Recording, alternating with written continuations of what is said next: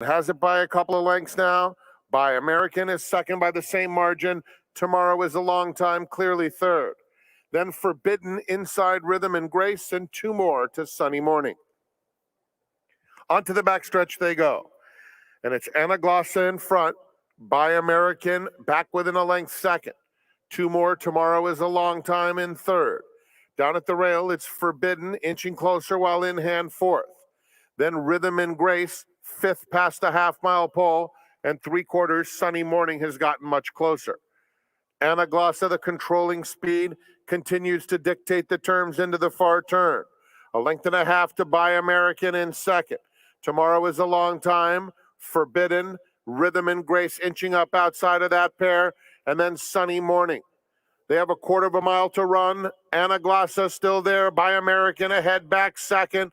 On the outside comes Rhythm and Grace in third. Sunny Morning unwinding in the center of the track, coming fast now. They're in the final furlong. Anaglossa, Sunny Morning takes up the chase into second, followed by Rhythm and Grace in third, past the 16th, and it's Anaglossa and Flavien Prat taking them all the way.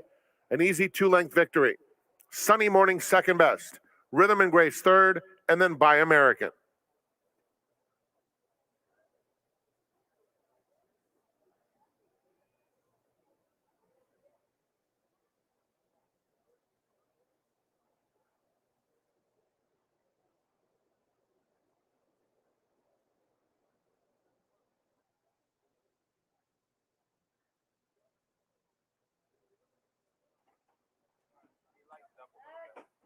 El Tigre Terrible to the outside.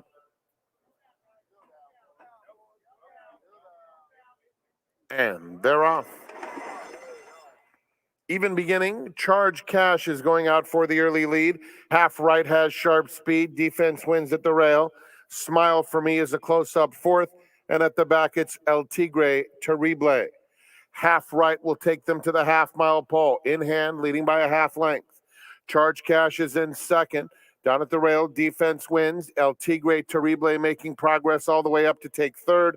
Smile for Me is at the back of the field and waiting for somewhere to run. Into the far turn they go. And it's Half Right by a head. Charge Cash, El Tigre Terrible. These three virtually across the track. Smile for Me will have to go four wide, and Defense wins at the back. They pass the quarter pole. It's Half Right at the rail, trying to fend off a host of pursuers. Leads it by a half length now. Charge Cash is next. On the extreme outside, Smile for Me is making solid headway. They're in the final furlong, and Half Right, two-length lead. Smile for Me in the center of the track moves into second, followed by Charge Cash, past the 16th pole, and Half Right will take them all the way. Half Right in front-running fashion, wins it by two. Smile for Me second in front of Charge Cash, and Defense wins.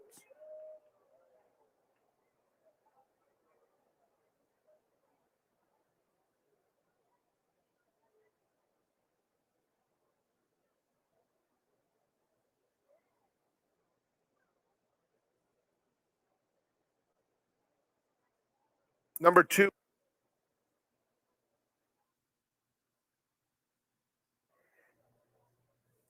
Waiting on Tuskegee Cat.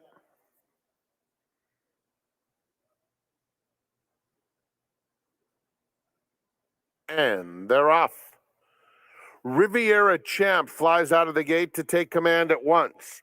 Here's Mo Gold coming through on the inside to challenge for the early lead, and Wall Street Trader is just behind them in third as Mo Gold takes over down the back stretch. Shut Up Michael is in fourth, about three off the lead. The two trailers, Koh Samui and Tuskegee Cat at the back. It's Mo Gold hustled up into the far turn by a half length. Riviera Champ keeps him company in second. A length and a half. Wall Street Trader is in third. Shut Up Michael is in fourth. Koh Samui loses a touch of ground, now 5 lengths off the lead. 3 in front of Tuskegee Cat midway on the far turn. And Mo Gold shakes loose by 2. Shut Up Michael comes off the rail. He's had a good trip, taking second. Riviera Champ steadies while weakening. On the outside is Wall Street Trader, and down at the rail, Koh Samui. They're in the final furlong, and it's Mo Gold versus Shut Up Michael. Mo Gold, 3/4. Shut Up Michael right to him.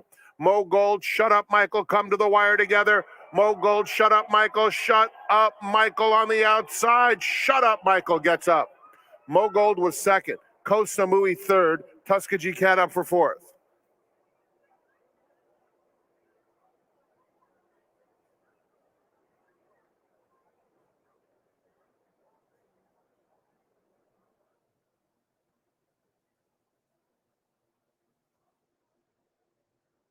The jackpot pool for a single ticket winner.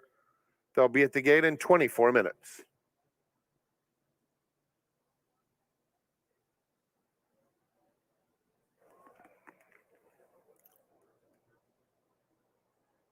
All in.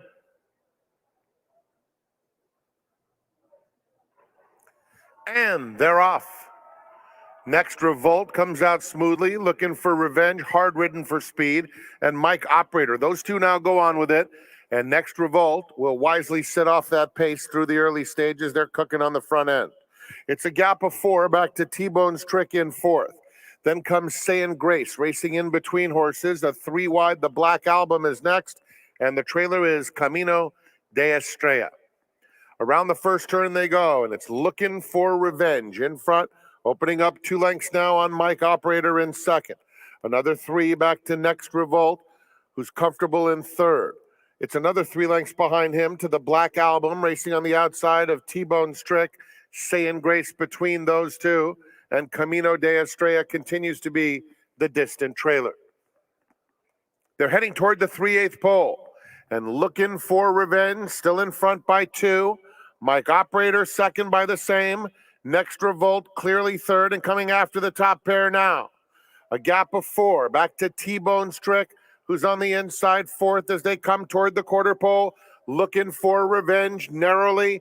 Mike Operator, Dream Trip for Next Revolt if good enough. Another 3 back to T-Bone's Trick. They are at the top of the stretch. And Looking for Revenge digging in on the front end. Mike Operator trying to get by him, and these two are on even terms with an 1/8 to go. Mike Operator takes the lead. T-Bone's Trick in the center of the track. Next Revolt not doing enough. Past the 16th pole, and it's Mike Operator with the lead. Looking for Revenge. T-Bone's Trick belatedly. It will be Mike Operator to win it by about 2. Looking for Revenge. T-Bone's Trick, Next Revolt, and Camino de Estrella.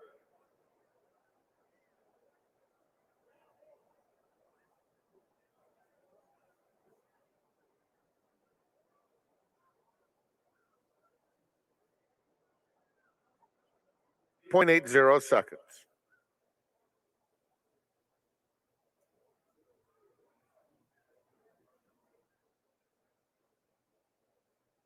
Don't Swear Dave and Quid Pro Quo Joe Blow. And they're off. Very awkward beginning for Quid Pro Quo Joe Blow. Admiral Halsey and Don't Swear Dave are the first 2 out. Epoch flashing sharp early speed from the inside and takes the lead willingly. War at Sea is fourth, but only a length or so off the lead. Carpe Bellum is next, a length and a half in front of Win the Day, and a gap of 4 to Quid Pro Quo Joe Blow. Into the far turn they go. Epoch leads 3/4 of a length. Admiral Halsey now comes to engage second. Don't Swear Dave is a 3 wide third. Then War at Sea, 3 off the pace in fourth. Carpe Bellum, Win the Day. The distant trailer, Quid Pro Quo, Joe Blow. They have a 1/4 of a mile to go. Epoch on the inside. Don't Swear Dave makes a 3 wide bid. Admiral Halsey is in between them. 2.5 more to War at Sea in fourth. Down at the rail comes Carpe Bellum, center of the course, Win the Day. And now Don't Swear Dave opens up. And Don't Swear Dave is going to win convincingly, striding out to score by 3. Tight photo for second, extremely close, between Win the Day and War at Sea. Then it was Admiral Halsey, and between Carpe Bellum and Epoch.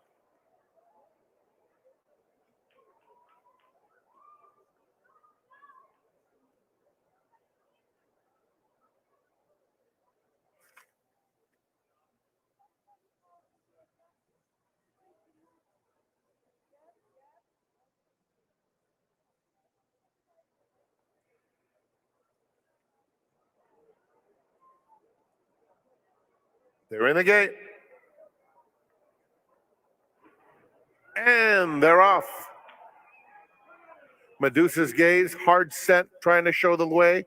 Dynamite Queen on the far outside. Stoic Luna is up close. So is Renegade Princess and Queen of Love down on the inside. So it's Queen of Love who will duel with Stoic Luna around the first turn. Stoic Luna is a little bit quicker now and takes command, opening up. Renegade Princess is third, already 4 lengths off the lead. Then Medusa's Gaze racing on the inside of Dynamite Queen. At the back of the field, Roses for Maryland, Awesome Pamela, and Glory for Chrome.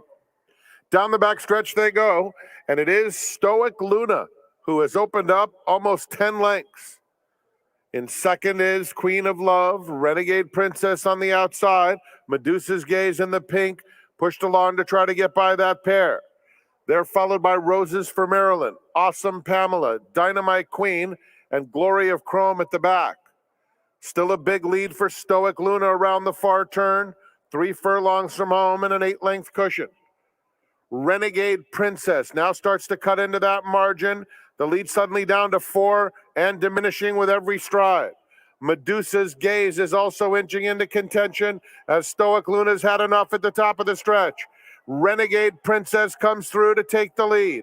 On the outside, coming is Medusa's Gaze. Wider out, here's Glory of Chrome, who was dead last and is taking aim.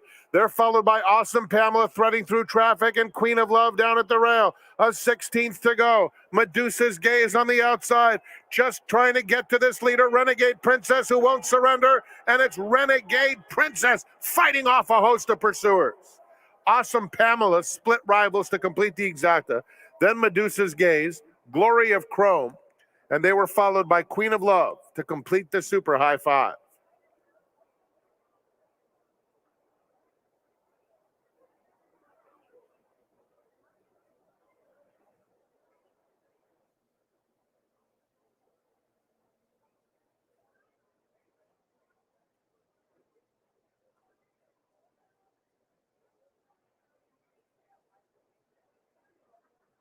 For Kitten.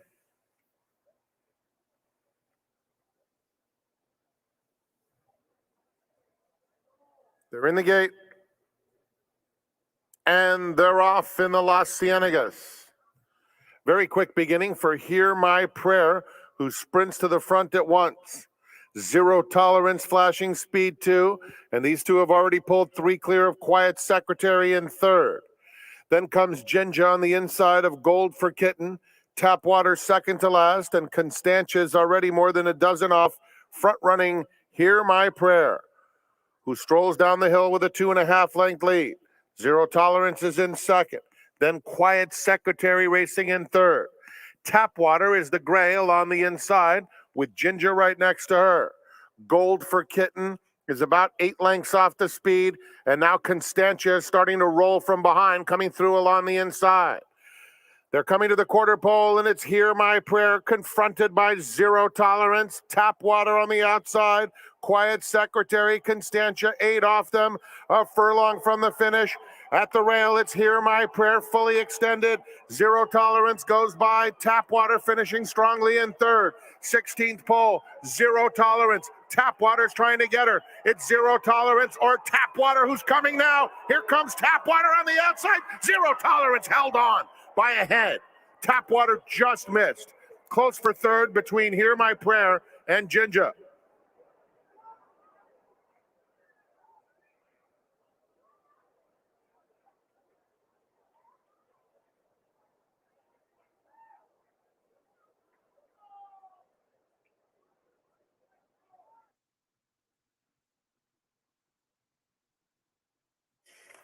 This afternoon's 8th race is the start of the Golden Hour Pick 4. Post time in 21 minutes. Goes in.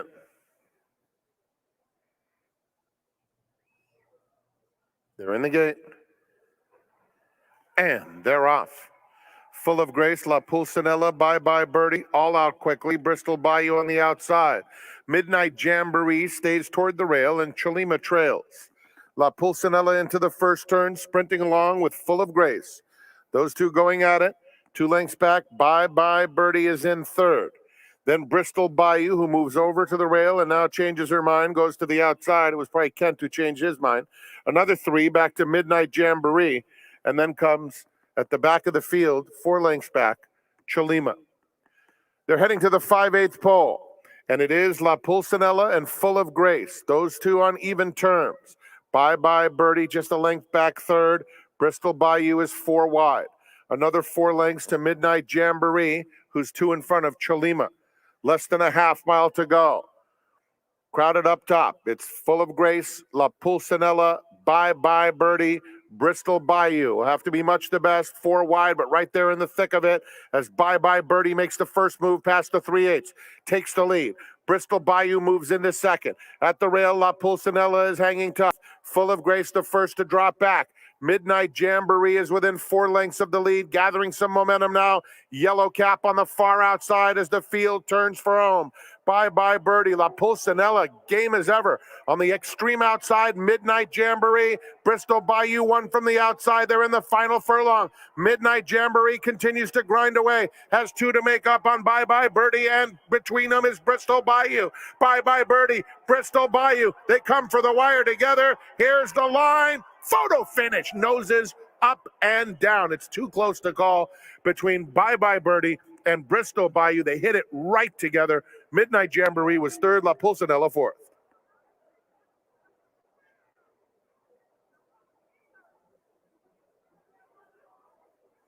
Photo finish.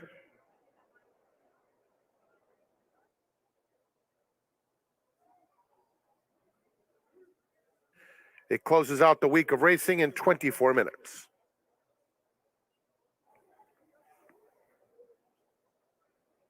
They're in the gate.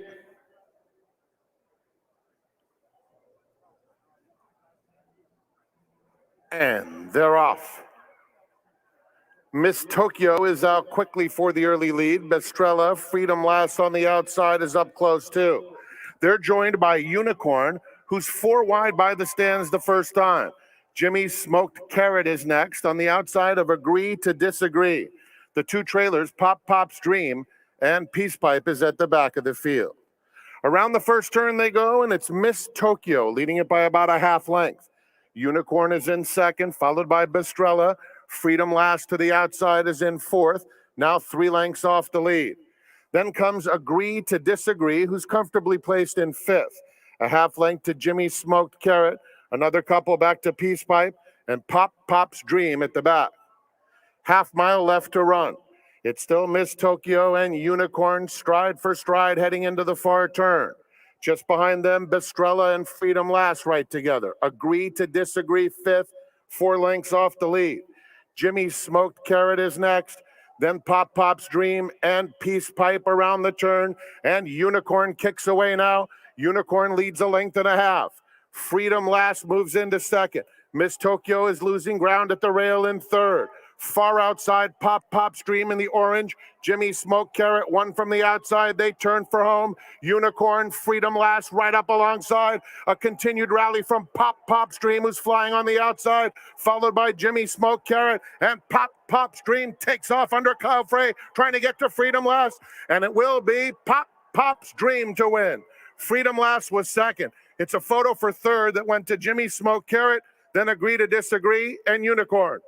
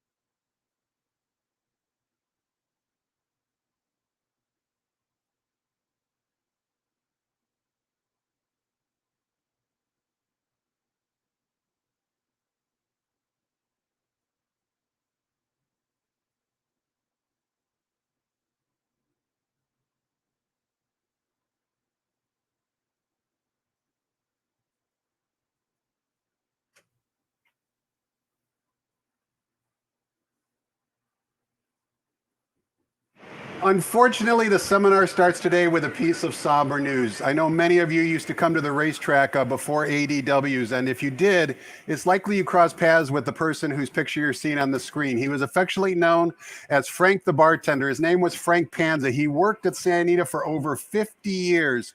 He drove every day from his home in southern Orange County to Santa Anita Park. That's a trip of roughly 120 miles round trip. He obviously was a bartender to the stars. Frank Sinatra was one of his favorite patrons way back when. Other patrons who graced the premises of the Great Race Place were famous people like Joe DiMaggio, Marilyn Monroe, John Wayne, Gregory Peck, Jack Lemmon. But Frank was his favorite, and of course he was, because Frank, all he did was he basically poured a drink and served it with a smile. And unfortunately, this past Wednesday evening, Frank passed away in his sleep. So certainly feels like a bit of a empty space here at Santa Anita. Hi, everybody. My name is Tom Quigley, VIP Player Concierge, and also your seminar host for the next 40 minutes. So happy that you decided to join us on a glorious Friday afternoon, weather-wise, here at the Great Race Place. I'm happy to be joined by a person who I know. I'm old enough to remember he used to play at Hollywood Park. His name, Mike Arita. Mike, welcome to the seminar. Thank you, Tom. It's great to have you here. Now, you know, Jim Valvano, the famous college basketball coach, once said, "You've lived a full day if you cry, if you laugh, and if you pray." And I'm sure there's a few people out there who didn't hear the news who might be crying, but certainly you're going to bring maybe a few laughs, and we're certainly praying that you're going to bring a few winners. Talk to us about how you got started in this ridiculous game of ours. Yeah, sure, Tom. So probably 4 or 5 years old. I grew up in Maine, and my parents are from Worcester, Massachusetts. They would travel 2 or 3 times a year for 7 to 10 day periods, and they'd drop me and my 2 younger brothers off at my grandparents. My paternal grandfather, who I'm named after, he was a milkman, and he'd get home from his route, and he would frequently take me to the club. So he corrupted you. I think he did, yeah. Allegedly, it skips a generation. Was this Rockingham? Was it Suffolk? No, it's in Worcester, Massachusetts. So Okay. it was a club. I think if you an underground club, should we say that? No, it was above Okay. board. It was Okay. above board, except other people called it the Italian club, but since I'm Italian, it was just a club. There was a bunch of tables, a bar. It was like the World Series of Poker before the World Series of Poker, except it was gin rummy. And this was a fairly regular thing. Now, on New York race days, they'd also, through radio, broadcast the New York races. Sure, we're showing our age, but I remember those days. Exactly. And so my grandfather introduced me to the racing form. And when the races were on, card playing would stop and everybody would listen to the races. My grandfather was probably the best gin rummy player in the area, and he taught me how to play gin rummy. He was also a handicapper, and he always had a lot of money on him, what seemed like a lot of money. And so I don't know what side of the betting he was on, generally speaking.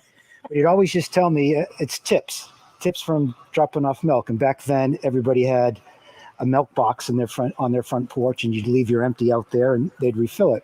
And Was so your dad happy about this whole episode? I don't think my dad actually. Right now, he's going to find out if he's listening.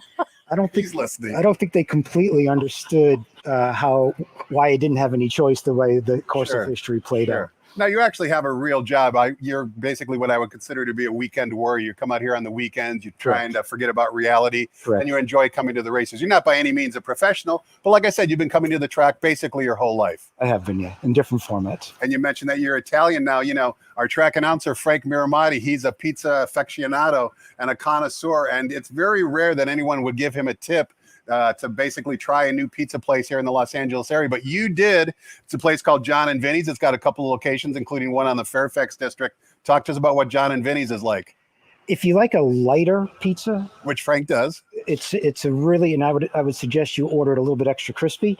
But if just their standard pizza, a little bit of red sauce, perhaps a little bit of pepperoni, it's going to be perfect. It is the best pizza around, in my opinion, as a New Englander. It's the best pizza around. And you have no financial interest or ownership in John and Vinny. I do not know John nor Vinny. Neither do I, but I'm assuming Mr. Miramati does. Speaking of Mr. Miramati, let's toss the microphone over to Frank and get those early program changes on today's 8-race card here at the Great Race Place.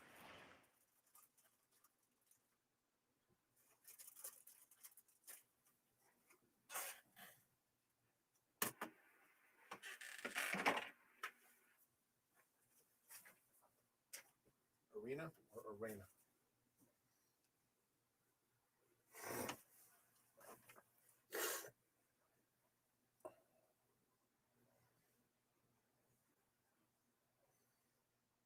Arena.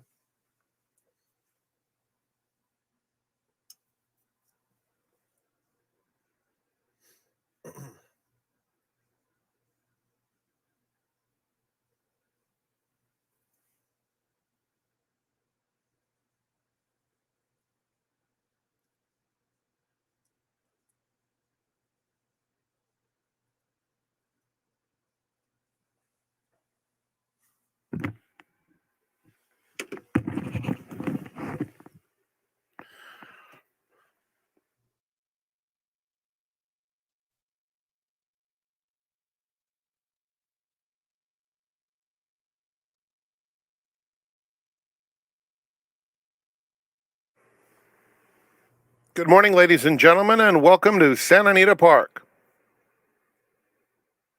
Track fast, turf firm, rail at the turf, 30 feet out. Here are the early changes. First race starts the early pick 5. Number 5, Coruscation, 1 pound over.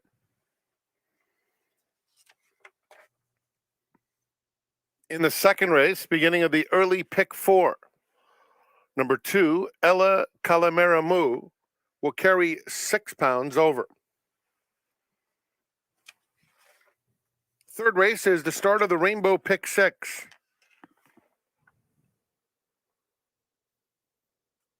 The jackpot carryover in the Rainbow Pick 6 for a single ticket winner, $391,000.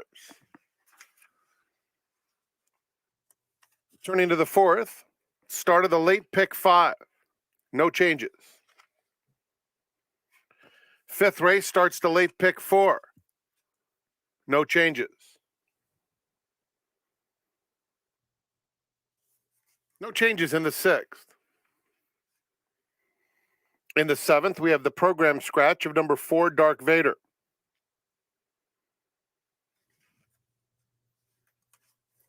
And in the eighth race, scratch 9, Midnight Majesty, as well as 11 through 14. Number 10, Pinedale, will run.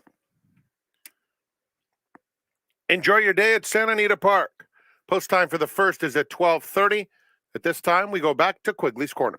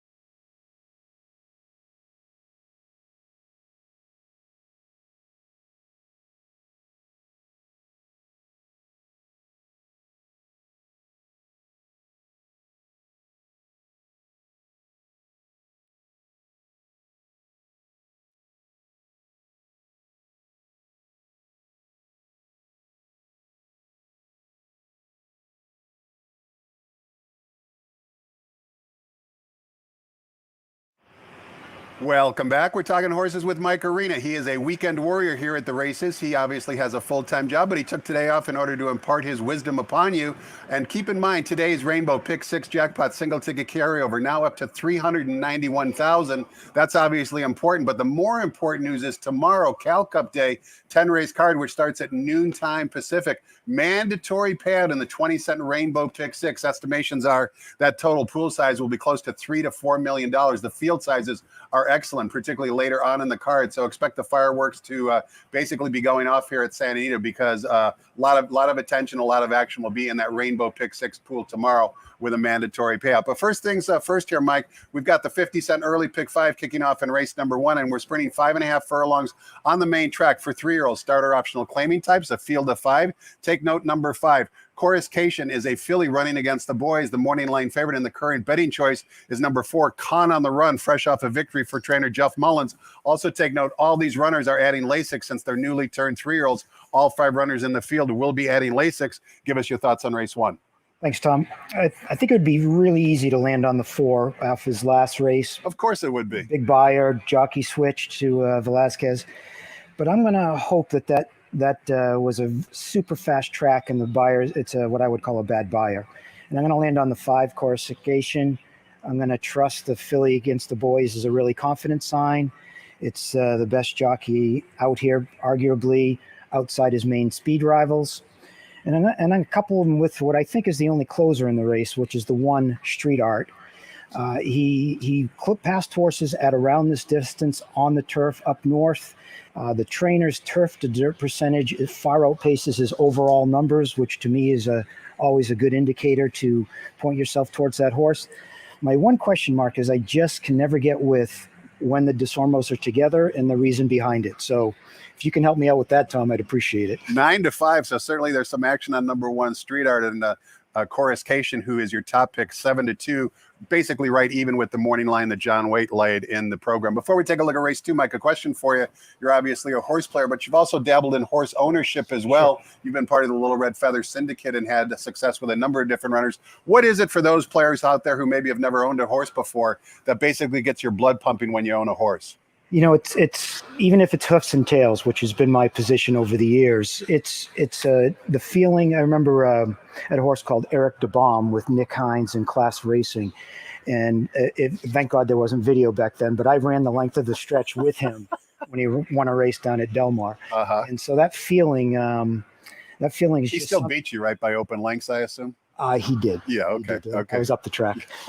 As Frank would say. Yeah. So it's just a feeling that you can't impart unless you've experienced it. So I would encourage anybody who wants just a small participation to look for some of these partnerships, because it's really a wonderful experience and it gets you insight into what I think the most beautiful sport in the world. And you get to go on the backside and you get to walk in the walking ring and talk to the jockey and trainer. It's just a really good type of, feel good type of a moment, when you have a vested piece in as far as an owner and a horse. And I really can't, in the different paths I've crossed in the industry, every encounter has been a positive one. Fair enough. Let's take a look at race number 2.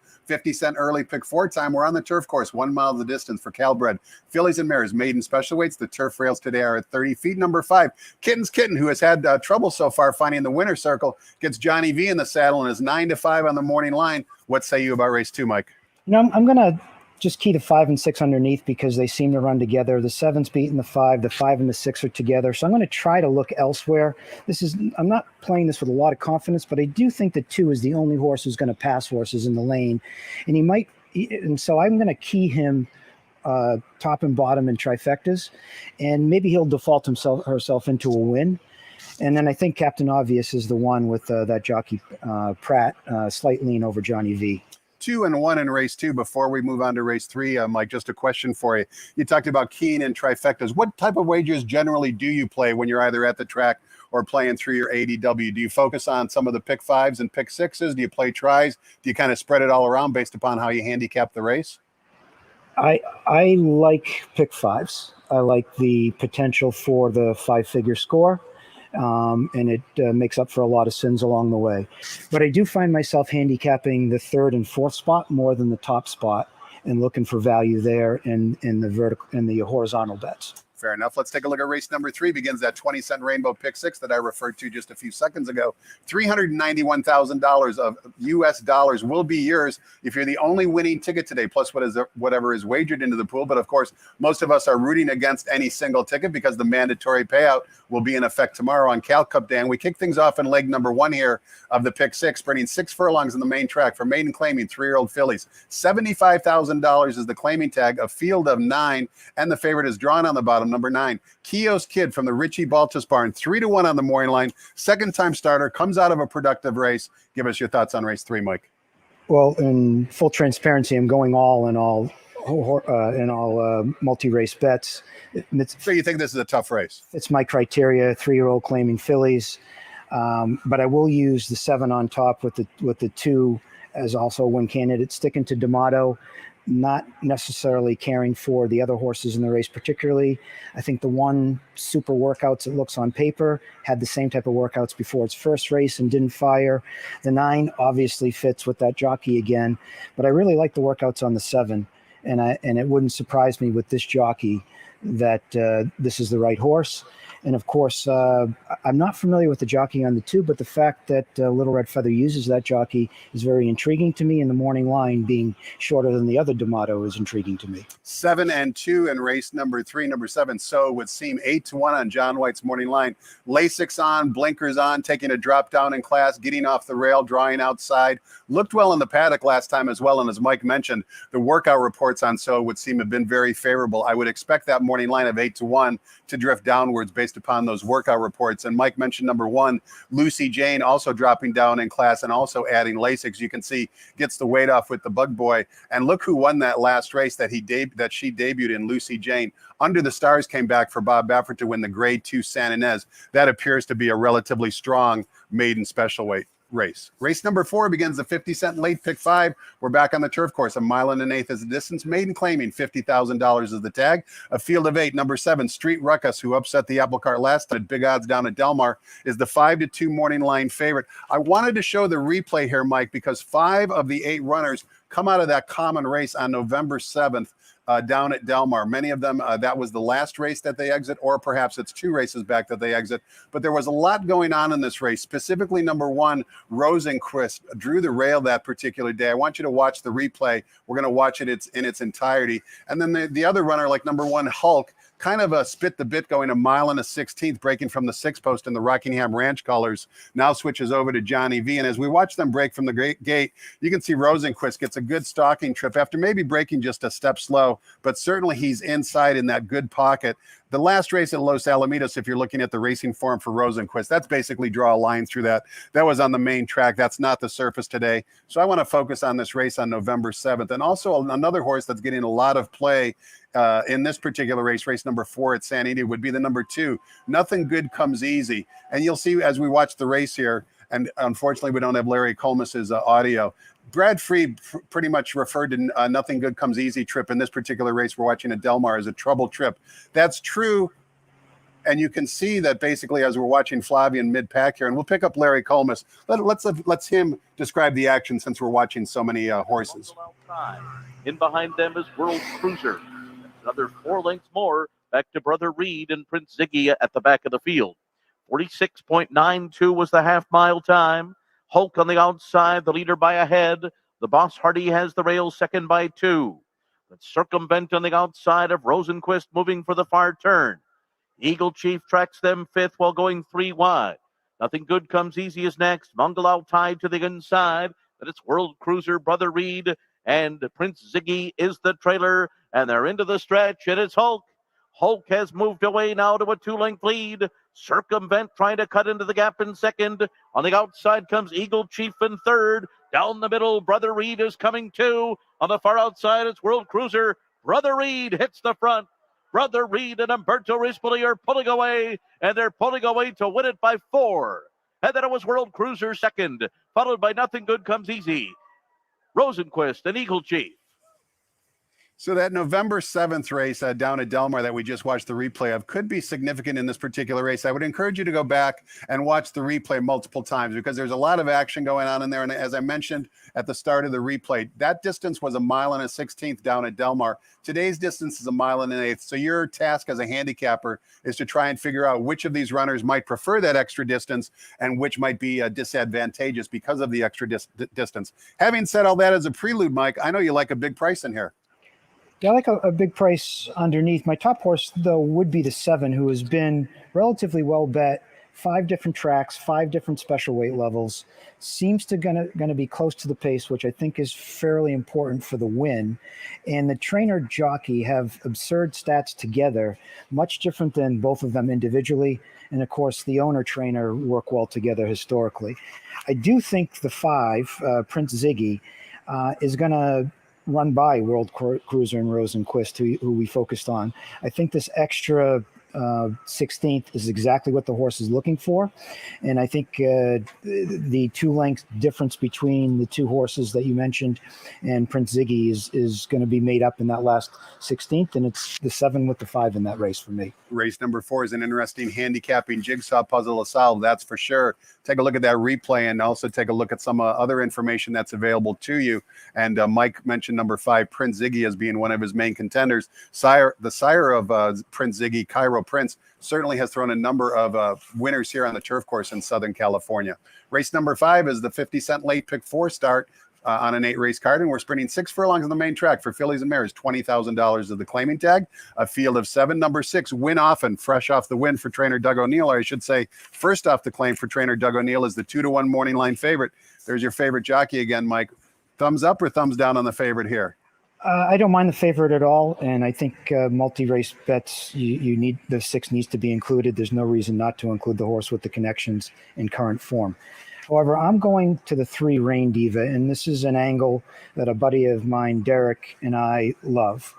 When the best thing a horse does is at that track, at that distance, at that surface, and you've got that square of 77, 77, 77 on the buyers, my experience is those horses run more often than not, and the higher the odds, the more I like it.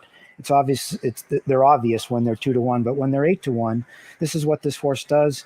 He's won 85 to 90% of his money at Santa Anita, 75% of his money at the distance, and almost all of his money on the dirt. If she's going to run again, this will be the condition I expect. You also like number 6, who's Win Often, as you mentioned. What do you do with a horse, Mike, like number 4, Untouched Elegance, who's on basically a 2-race win streak, but at the same time, both of those wins came at Los Alamitos cross town? I guess my long-winded question is, are there horses for courses, and do you take where they won into account in your handicapping today? If Win Often didn't win his last race at Los Al, I would be even stronger on that horse. And so that's my one. I'm not sure. And I feel the same about the 4. What the 4 I think is going to is probably make it difficult for my 3. And so I think the 4 is going to influence the race. While I don't have the horse winning, I think it's going to influence the race. And I'm sort of dismissing the 78 buyer as an anomaly to that track, but I can't dismiss the speed. And it's interesting also, number 2, Canam Gal, is 8-1 on the morning line as well. You can see she likes to win races. She's 3 for 6 lifetime. I can tell you the Dam was an $850,000 purchase by trainer Todd Pletcher way back in the day. So expectations were high for the Dam. She didn't do much, but she certainly has thrown a good runner here. First off the claim for high percentage trainer Reed France, who primarily plies his trade up at Golden Gate. But that replay was very impressive last time out. Keep in mind, that was over the synthetic surface. Today is the first time debut on a main track surface. Race number 6, back on the turf course, 1 mile of the distance, starter optional claiming types. Field of 9, take note number 2, Bender is a first-time gelding. Morning line favorite number 1, Cosmo from the Doug O'Neill barn. Daily double here between races 5 and 6 for the O'Neill barn. It's not often that combination I'm against, but I'm really against the one, probably to my peril. His only win was 1-5 at Golden Gate. So that doesn't exude confidence to me down here. I found myself on the towards the outside with the 7 and the 8, who I think have been running against much better. I think the 7 is a potential single in your multi-race bets, and I think the 8. I think the 8 is worth a bet to find out if the horse has talent. The owner trainer, always difficult to give up your horse. Owner trainer, first time in for a tag, been put in very good conditions. And so if the horse can run, I think we'll figure it out today.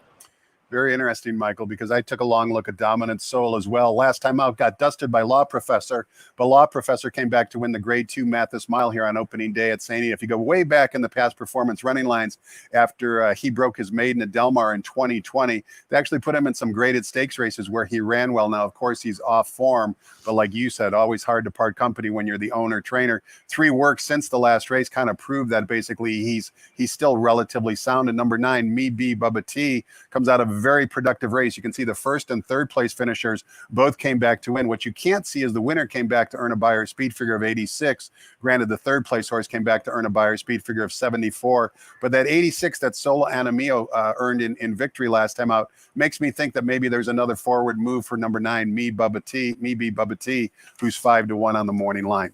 Race number 7 begins the $1 Golden Hour Pick 4. I don't know if you play the dollar Golden Hour Pick 4 or not, but I know you play a lot of Golden Gate. Do you get involved in the Golden Hour Pick 4? Best bet in racing. It sure is, isn't it? Yeah, It's I really like it. It's a higher minimum, lower takeout means better payouts. You see what the payouts are. And handicapping Golden Gate is always a challenge, right? I mean, the racing up there is good. The fields are big.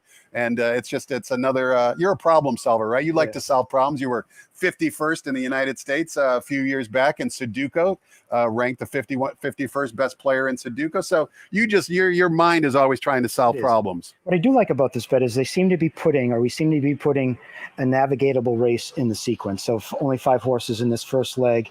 And so it doesn't stretch the budget if you have and you can play a single with confidence, or you can spread and not just spread 10 deep. And so I think having one race in the sequence that has a modest field as far as horse size makes it playable for the average bettor like myself. Well, this first race of the dollar Golden Hour Pick 4 goes as race number 7, 1 mile on the main track. Allowance optional claiming types, non-winners of 2, other than a field of 5 after the program scratch of the 4, Dark Vader. Bob Baffert saddles 2 in here, including the favorite, number 3, Classier, who's returning off a layoff just like his other runner, number 5, Spielberg. 8-5 and 9-5 on the morning line. You going with one of the 2 favorites or looking elsewhere? Yeah, I think you didn't need a handicapping guest to pick this race. I swear this race happens every 2 weeks. It's just 2 different Bafferts, and he doesn't subscribe to why run 2 if one will do. Yeah. And so I don't know which one's going to win.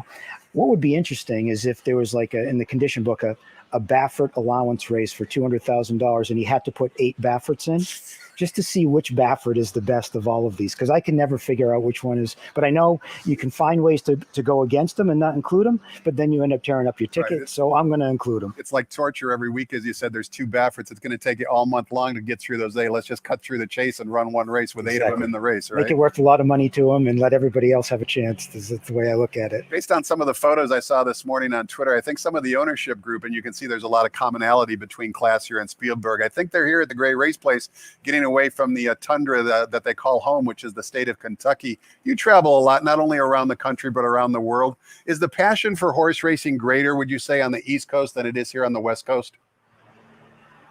I would. So the company I work for, I'd be hard pressed to find anybody who's interested in horse racing. And how many employees are at the company? My office, 87, but maybe 3,000 throughout the country. Rarely do I have horse racing conversations. Good news is none of them are watching this seminar. This is a personal day, Tom. Right.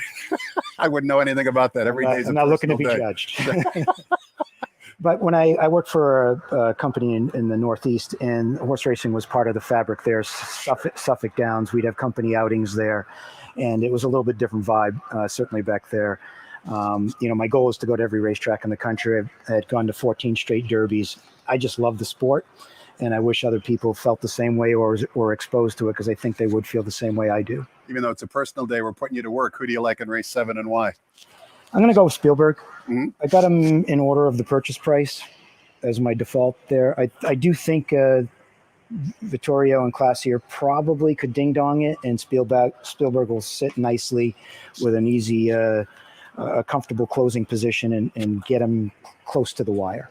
It's interesting. If you go 2 back on Spielberg's past performance, running lines, February of 2021 at Oaklawn Park, caught a sloppy surface in the Grade 3 Southwest. But look who he finished a good second to. Essential Quality certainly turned out to be one of the better 3-year-olds anywhere in the country. And he was well clear of the 3rd place horse after breaking from an outside post. What do you do with the Simon Callahan horse, who had that long layoff, Mike, from August of 2020 to November of 2021? Looks like he really hasn't missed a beat, because his buyer speed figures are on the ascension. They spent $750,000 for him. Do you give him any look in this race? I do. I get lured in by grade 2, grade 3, grade 1, grade 2, grade 3, grade 1. So I just don't.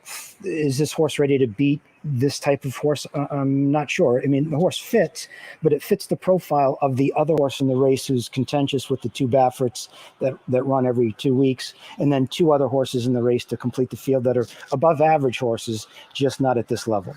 We close out the day in race number 8, which offers $5 Golden Hour daily double wagering. Similar concept. Last race here at San Anita with the last race up at Golden Gate. And keep in mind, tomorrow's first post, noon Pacific time, 10 race card. It's Cal Cup Day. All 10 races are for Calbreds, including multiple stakes and, of course, mandatory payout in the 20-cent Rainbow Pick 6. We close it out going 1 mile on turf course for maiden claiming 3-year-olds. $50,000 is the claiming tag. Scratch the following runners: 9, 11, 12, 13 and 14. 9, 11, 12, 13 and 14. That means number 10, Pinedale, draws into the race, and that leaves us with a field of 9. Also take note, number 1, Wellswort, and number 5, Maybe Never, are both first-time geldings. The morning line favorite is down on the rail from the Phil D'Amato barn. Wellswort, 9-5 on John White's morning line. I don't know about this race. I'm just very confused by it. So maybe you can shed some light on who you like and why, Mike. I think in multi-race bets to leave off the 1 and 2 would be a little bit foolish, but I don't like them. It just feels like something you should put them on your ticket. They don't seem to pass horses. I don't love the 4, but I got a feeling the 4 is going to get to the lead. And since the 2 favorites don't seem to want to pass horses, if this horse has the stamina to go the mile, I think at the right price, he could be a good horse to play. The trainer and jockey do very well together, and I think the trainer is a little bit on fire right now, and so I would not leave that horse off. Let's take a look at a little bit more at a few of the runners in here. You can see both the rail and number 5, Maybe Never, come out of a race on November 7th down at Delmar. That's a common race. The winner of that race, Cabo Spirit, won the Eddie Logan here on New Year's Eve day at San Anita, which was a $100,000 stakes race. Actually, it was on January 1st. So certainly they were keeping good company, and you can see number 3, Brotherly Love, as a first-time starter. Anytime you get Maldonado for the O'Neill barn, you figure theft is on the agenda they're going to send. And you talked about the 2 perhaps being vulnerable in this race, number 2. One thing I didn't like, Mike, about him is just one workout since the last race. Granted, 2 of the 3 races were over the main track at Los Alamitos, and that one turf race is good, but he's going to have to catch some horses. The horse that beat him in that turf race at Santa Anita back in October was actually another runner from the Doug O'Neill barn who was the 5-2 choice. This particular runner was 17-1 that day. So like I said, this is just for me a very, very difficult race. I'll even give it a look to the number 10, Pinedale, who drew in off the also eligible list. Lasix on, blinkers on. They get Victor to ride back off a disappointing effort for a lower level on the main track. Maybe this was the you've seen this before, right? You've seen where a trainer just gives them one. They get the betting public off the horse, and then all of a sudden he scores at a big price. Yeah, if he wasn't in a $32,000 claimer, I would have said I agree with you. But the fact that he's jumping in class, I know it's a turf race, so can't go much lower as a maiden. And that 10 post, I think, unless you get super talented, is tough to overcome. You know, the 5 horse that Pratt was on first time out, fairly well bet. I love the trainer. I think he's sneaky. The morning line 6-1 is trying to tell me something, and I'm not sure what he's trying to tell me, but I don't see anything on the form that makes sense. And so that's why I made this horse my second choice, because I really do like the trainer. I think he knows how to place horses, and he wouldn't be dropping the 50 if that isn't where he fit. It always makes sense whenever we have Mike Arena as our seminar guest today. Mike, you did a great job on your debut. Thank you so much for your time, insight, and certainly nothing but the best of luck today. You did all the work. Now, hopefully you can cash at the windows as well. Thank you. Appreciate it. Of course. Thanks to all of you, and we appreciate you watching as well. Have fun today at the Great Race Place, everybody. Next voice you hear will be track announcer Frank Miramati updating us with any late program changes. Good luck. We'll see you tomorrow.